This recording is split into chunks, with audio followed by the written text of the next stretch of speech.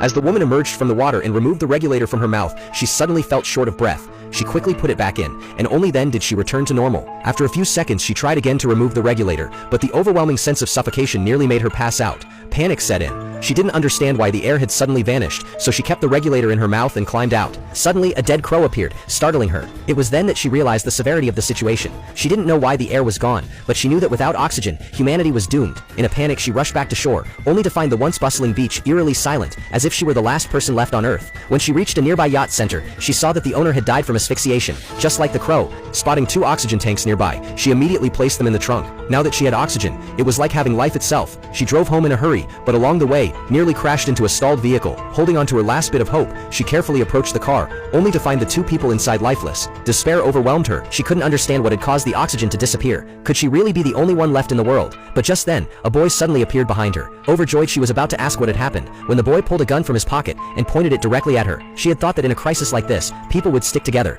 but instead, she was confronted by the darkness of human nature. She spoke in a gentle, pleading tone, hoping to convince the boy to put the gun down. Faced with this ruthless child, the woman dared not move. She could only watch helplessly as he took away her oxygen tank. Worse still, she was nearly out of air and feared she would soon suffocate. Desperate to survive, the woman found a private hospital, hoping it might be the safest place left. But the next moment, the sight inside shocked her to the core. However, in one of the rooms, she found a patient still barely hanging on with the help of an oxygen supply. After searching for so long, she had finally found someone still alive. But then, the patient said something that completely stunned her.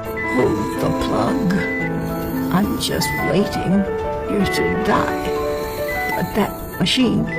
The woman hesitated for a long while, before finally agreeing. As she pulled the oxygen plug, a man suddenly appeared beside her. He began pounding on the woman's chest, as if she were drowning. Seeing no response, he quickly dragged her out of the water and laid her flat on the shore, performing CPR. But no matter how hard he tried, nothing worked. In the end, he could only watch helplessly as she drowned to death.